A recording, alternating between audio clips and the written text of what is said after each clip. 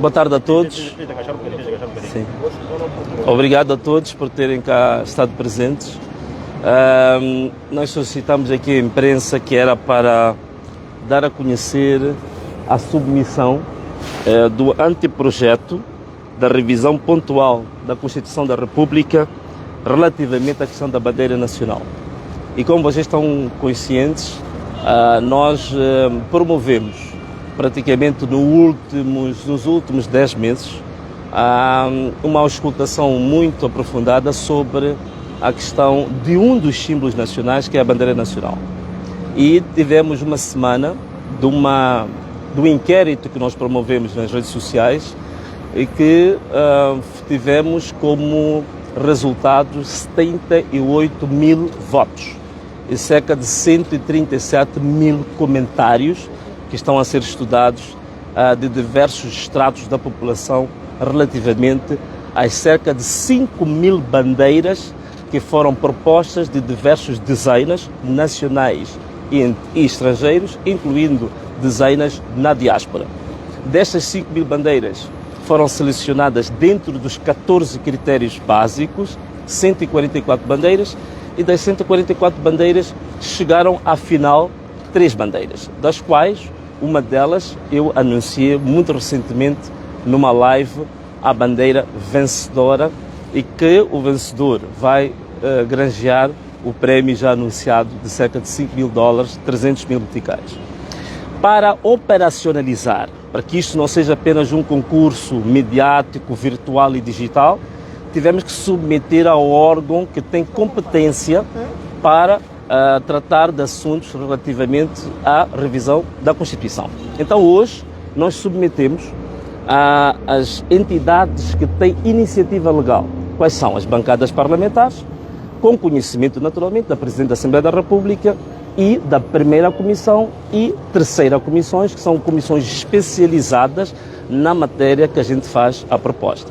Então era esta questão que nós queríamos apresentar aos jornalistas, mas antes de mais, eu queria dizer que este documento estará disponível à população, porque é um documento que traz várias matérias que vão não só ser informativas, mas também vão ser formativas e didáticas. Por quê? Porque existem vários capítulos, deixa-me só mostrar-vos aqui apenas um deles, que eu considero o mais importante. Portanto, temos o projeto, o anteprojeto, mas temos aqui um capítulo que é extremamente importante para vocês jornalistas, que é a fundamentação histórica e técnica que leva a alterar uma bandeira. Porque existe muita informação deturpada, existe muita manipulação relativamente à ideia do que alterar um símbolo nacional. E aqui nós temos fundamentos técnicos muito aprofundados e serão muito bons para os estudantes, jornalistas, pesquisadores e a população no geral, para se esclarecer o que representa, qual é que é a dimensão, qual é que é a envergadura de apresentar uma proposta de alteração de um símbolo nacional. Portanto, sim, era isto que eu queria dar-vos a conhecer e agradecer a vossa presença. Obrigado. Que simbolismo é que tem tirar a Kalashnikov desde logo da bandeira? Naturalmente, olha, nós aqui na bandeira, na nossa fundamentação, nós apresentamos razões genéricas no mundo que levam à alteração da bandeira. Uma delas tem a ver com um passado tenebroso na história de cada um dos países. E temos exemplos concretos em África, de países que já tinham elementos bélicos na sua bandeira e que até fizeram uma norma específica que regularam que os símbolos nacionais não devem ter mais elementos militarizados. Estou a falar do Quênia, estou a falar do Uganda, que eles têm uma lei específica que regula e impõe que não pode haver elementos militarizados nos símbolos nacionais. Mas não é só. O Japão, a Alemanha, a Itália, países já fora do nosso continente, também tem exatamente um regulamento específico, está normado sobre isso. Por quê? Porque é uma questão óbvia e clara, os efeitos psicológicos de usar num símbolo nacional um elemento belicoso, um elemento de guerra. Isso significa que você transmite um determinado valor. A bandeira nacional e os símbolos nacionais são elementos de transmissão de valores, de padrões comportamentais, de padrões de personalidade. Então significa que se você tem uma bandeira e você quer transmitir uma personalidade de prosperidade e de paz, você vai usar simbologias de paz, de prosperidade, de perdão e de reconciliação. Se você quer transmitir uma personalidade de guerra, bélica, criminosa, você vai colocar elementos conducentes a esse tipo de personalidade que você quer transmitir. Então, é exatamente isto. Muita gente não percebe. Quando a gente fala de símbolos nacionais, nós estamos a falar de uma visão de sociedade que nós pretendemos simplificar nos símbolos. Se eu olho para o símbolo de uma bandeira de um determinado país, eu posso fazer a interpretação da psicologia social daquele país. Então, esta que é a grande questão. Portanto, se nós somos o único país do mundo que tem uma arma moderna na sua bandeira, a interpretação psicossocial que se faz é que nós temos um modelo de sociedade que passa pela violência, um modelo de sociedade que passa por derramar sangue, temos um modelo de sociedade que passa pelo crime. Talvez seja por estas razões que Moçambique agora está com índices vertiginosos de raptos, de sequestros, tráfico de mulheres, prostituição infantil, tráfico de órgãos e crimes hediondos que chocam todo mundo o nível de criminalidade que nós temos em Moçambique. Então, muito provavelmente, mas isso vamos deixar para os psicólogos, sociólogos fazerem, é verdade que nós neste documento também temos muitos elementos psicológicos que motivam a alteração da bandeira, portanto podem estudar isso, mas em termos muito sintéticos, respondendo diretamente à sua pergunta, é a arma tanto na bandeira, mas também não está só na bandeira, está também no emblema do país, de Moçambique. Neste momento nós não tocamos no emblema, não tocamos no hino nacional, tocamos apenas num dos símbolos, mas que realmente toda a sociedade deve refletir. Mas quero, se me permitir, acrescentar uma coisa. Não é só um problema meramente político. Nós vimos determinadas pessoas a fazerem comentários que estamos à procura de protagonismo político, estamos à procura de estar na ribalta, queremos aparecer... Não, não é só isso. É que a Constituição da República, ela impõe como dever das instituições e dos cidadãos contribuir com todas as suas energias, com todas as suas capacidades para manter um ambiente de ordem, de cultura cívica, política, de reconciliação e de bom convívio. E nós entendendo que existe um elemento que é contrário a uma personalidade, a uma criação de ambiente de concórdia, de paz, era nossa obrigação, volto aqui a dizer, era nossa obrigação como partido político fazer alguma coisa que fosse conducente para que esse ambiente de concórdia, de paz, de reconciliação fosse mantido no país. Portanto, o que nós fizemos não é mais nem menos do que obrigação de qualquer instituição política ou cidadão em benefício da sociedade. E qual é a expectativa em relação à resposta que poderá advir após esta apresentação à Assembleia da República? Olha, nós estamos realmente muito otimistas. Como vocês sabem, a nossa Constituição da República e também o regimento da Assembleia da República limita ou restringe as entidades que têm iniciativa de lei.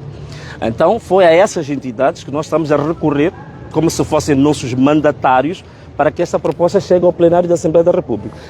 Estamos otimistas por quê? Estamos otimistas porque as razões que fundamentam a proposta são razões que estão suprapartidárias. São razões que não têm nada a ver com interesses particulares e interesses partidários de quem quer que seja. São elementos essenciais que vão alavancar a imagem de Moçambique além fronteira. Você sabe, neste momento, há uma ideia de que somos catalogados como um país de violência por causa da nossa bandeira, portanto vai catapultar uma boa imagem de Moçambique além fronteiras e também vai começar a, em certa medida, inspirar que as famílias moçambicanas, que as instituições moçambicanas, os cidadãos moçambicanos comecem também a refletir que tipo de sociedade é que nós temos de ser amanhã. Portanto, este símbolo, essa nova bandeira que nós apresentamos, que na verdade o vencedor, vou aqui mostrar-vos, o vencedor não se distanciou tanto de alguns elementos da bandeira anterior. Na verdade, conforme vocês veem, é uma bandeira que traz elementos muito interessantes. Portanto, se formos a ver, ela tem aqui centralizado neste triângulo, tu tens aqui o livro, e há quem perguntou, mas por que tiraram a enxada, por que tiraram a arma? A arma já expliquei por que tiramos. A enxada por uma razão muito simples, é que a enxada hoje em dia, nos tempos modernos, a visão da política agrária já não passa pela enxada. Hoje, a tecnologia agrária é muito avançada. Se nós estamos a falar de alimentar uma nação, a ideia hoje tem que passar pelas tecnologias aplicadas à política agrária do país. Se você tem conhecimento, se você tem um livro, significa que você tem acesso hoje à tecnologia mais adequada para uma agricultura para os tempos modernos. É por isso que nós tiramos a enxada, que é uma enxada de cabo curto, que representa uma agricultura primitiva, representa uma agricultura do tempo medieval. Então significa que era preciso também, em certa medida, projetar que hoje em dia a agricultura, a indústria, o turismo e vários setores centrais de um país, eles baseiam-se muito na capacidade de inovação, de conhecimento e da sabedoria, da ciência desse mesmo país. Então nós centralizamos no conhecimento científico, na formação técnico-profissional, portanto, em dar habilidades técnicas e científicas aos moçambicanos para resolver os problemas da agricultura, da indústria, do turismo e de tantas outras áreas. Portanto, era isso. Mas depois vão ler, a fundamentação é fantástica, que o vencedor da bandeira colocou aqui, e acho que vão ter acesso. A revisão pontual da Constituição para dar lugar a esta situação da bandeira não poderá comprometer, portanto, a questão do diálogo nacional inclusive, já que há uma previsão. Sim, uma bela pergunta. Uma bela pergunta, é muito pertinente. O que acontece é o seguinte: a COTE estabeleceu determinados termos de referência que vão ao diálogo. Nos termos de referência da COTE para o diálogo não tinham absolutamente nenhum ponto relativo aos símbolos nacionais. Então significa que a nossa proposta, primeiro, não está em conflito com a COTE, porque não foi de forma nenhuma sobrepor-se aos termos de referência da COTE, é uma matéria totalmente independente, autônoma, mas que no fundo, se a Assembleia da República, os partidos que têm assento parlamentar estiverem de acordo com ela, naturalmente, quando se for a fazer a revisão da Constituição, pode ser uma matéria acrescida para que a gente não tenha revisões cíclicas e múltiplas da Constituição. Então, não entra em conflito com o diálogo, é uma matéria diversa, autônoma e totalmente independente. Caso a proposta não seja aceita, qual será o próximo passo a ser dado pelo partido Anamola? Ou pelo menos seja dificultada a aceitação da mesma bandeira? Não, os outros passos são estratégicos, né? Mas posso dizer em linhas gerais que o papel que cabia ao partido Anamola, que cabia aos membros do partido Anamola, era exatamente fazer aquilo que a lei nos permite, que é fazer a proposta. Como tu sabes, a discussão sobre os símbolos nacionais é muito antiga, não é de hoje. Ainda partilhamos na nossa última live um anúncio de recolha de propostas para discutir os símbolos nacionais pela Assembleia da República em 2005. Significa que há 20 anos que esta casa foi convidada a discutir a questão dos símbolos nacionais. A diferença que existe aqui é que a maior parte das pessoas que debatem essas matérias debatem no café, debatem nas ruas, murmuram, fazem inúmeros debates, mas nunca ninguém se predispôs a dar o chamado impulso. Qual é o impulso? É fazer uma consulta pública, uma auscultação totalmente democrática, como vocês viram, e depois recolher elementos dessa auscultação e sintetizar aquilo que é a vontade popular. Sintetizando a vontade popular, depois transcrevê-la numa proposta em concreto como anteprojeto que nós submetemos. Esta é a grande diferença da Anamola e os outros partidos, as outras sensibilidades. É que há muito debate difuso, fragmentado, mas era preciso fazer uma coisa sistematizada, estudada, investigada e auscultada o povo de forma democrática. Como você sabe, a bandeira atual que nós temos, que na verdade foi estabelecida em 1983, mas que não tem diferenças com a bandeira de 1975, foi decidida na ilha de Inhaca. E quem decidiu foi um grupo minoritário e foi um grupo partidário. Aquilo que um amigo meu da Angola gosta de dizer, foi uma decisão partidocrata. Não foi uma decisão democrática que vem de um escrutínio público. Portanto, significa que a própria bandeira que nós temos hoje é uma bandeira resultante de um processo de exclusão política, de exclusão social, de um processo profundamente antidemocrático. E mais grave ainda, esse era antidemocrático, mas proveniente de uma visão univolar sobre o país, porque foi um partido político no seio da imensidão de outros partidos que decidiu para todos os moçambicanos. Então, de fato, nós achamos que era importante também contribuir para uma visão mais democrática, de um método um pouco mais de escrutínio aberto e entender que as pessoas têm o direito de expressar a sua própria vontade e nós temos que respeitar como políticos, como jornalistas, como pessoas que somos chamados opinion makers, nós temos que ouvir e acatar a vontade do povo. Sim. Então, essa bandeira, na verdade, ela é o resultado exatamente da vontade popular. Deixa lá ver como é que a gente faz isto. Isto é assim, acho que é assim, tá certo. Então, para quem puder tirar uma fotografia... Há quem desconfie que essa substituição tem que virar? Por um livro seja essencialmente uma espécie de um atropelo à laicidade do Estado, porque o livro é muitas vezes conotado... Não, acho que é o contrário, querida. O livro é muitas vezes conotado como uma Bíblia, então há quem desconfie que a substituição da Enxada de Cabo Curto por um livro, este livro possa ter uma conotação de cunho religioso, apontando exatamente como uma Bíblia. Não, a palavra Bíblia é uma palavra grega que quer dizer livros. Então, quando a gente fala da Bíblia, na verdade, não estamos a falar de um livro que representa uma determinada fé concreta de um grupo. Estamos a falar de uma multiplicidade de livros que foram congregados numa coletânea. Eu acho que se nesse sentido o livro que ali aparece é um livro que representa os diversos saberes, as diversas ciências, as diversas sensibilidades provenientes do conhecimento. Então é só isso, não tem nada a ver com uma área específica, religiosa, setária, partidária. É o livro que simboliza o saber, o conhecimento, a técnica, a formação, a qualificação, a inovação, a tecnologia. Portanto, representa só isso, não mais do que isso. Após a apresentação da bandeira, mais uma vez, o senhor Dércio Alfazema... Sim, o meu aluno. Exatamente. Veio a público e deixou claro que se trata de uma violação à Constituição, uma vez que fora apresentada antes mesmo de se ter aceitação por parte desta instituição. Não, eu acho que ele precisa voltar a ler a Constituição da República, né? E eu teria muito prazer, se o Dércio Alfazema estiver a ouvir, de poder arranjar pelo menos uma hora da minha vida para lhe dar elementos e lições básicas sobre a Constituição.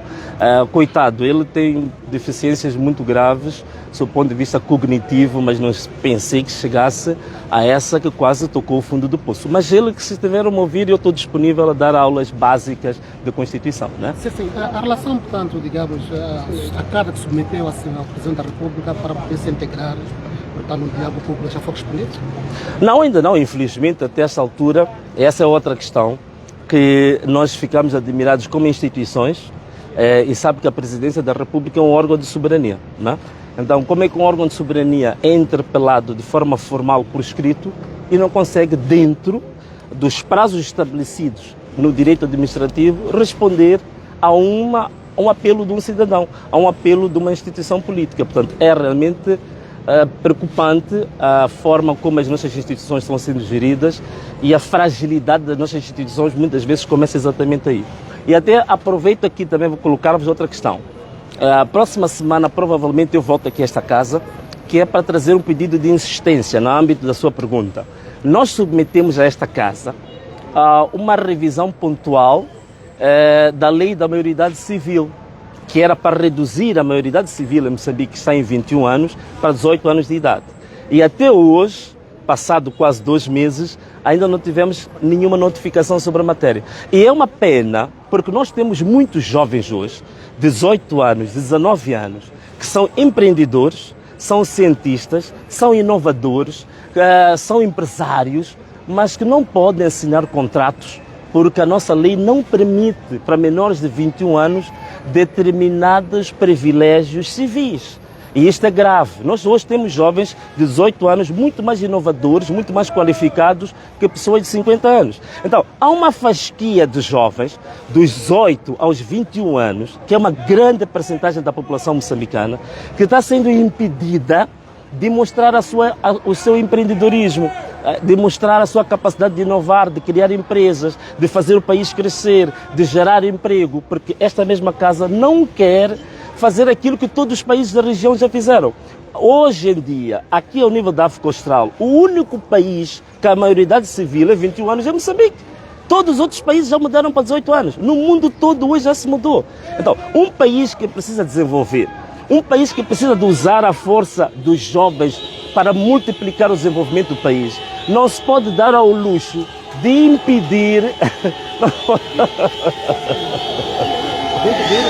Não pode dar-se ao luxo de impedir que esta fasquia da juventude possa desenvolver negócios, criar empresas, inovar. Eu acho que nós temos que ir embora. Sim, engenheiro Venâncio Molhado, eu não poderia deixar de fazer essa questão que tem a ver com os cartões de membro. Sim. Depois na auscultação que houve num passado bem recente, sim, o engenheiro Venâncio Molhado ter então esclarecido em relação aos cartões. Hoje, este mesmo povo mandou trazer-lhe um recado que é de gratidão, porque já tem os cartões na mão. Opa, muito eu, como obrigado. jornalista, gostaria de saber qual é o sentimento que carrega com essa este pergunta movimento de gratidão. Pode responder o meu secretário-geral, se puder. Desculpa, quem pode responder? O secretário-geral. Portanto, a questão central é o sentimento de gratidão do povo em relação a ter os cartões da Anamola. Portanto, quero saber a reação do partido em relação a isso, né? Exato, o secretário-geral pode... Muito obrigado, Presidente. Olha, a Anamola... Ela pedir uma foto para a Lusa. Que? Ela pedir uma foto da bandeira.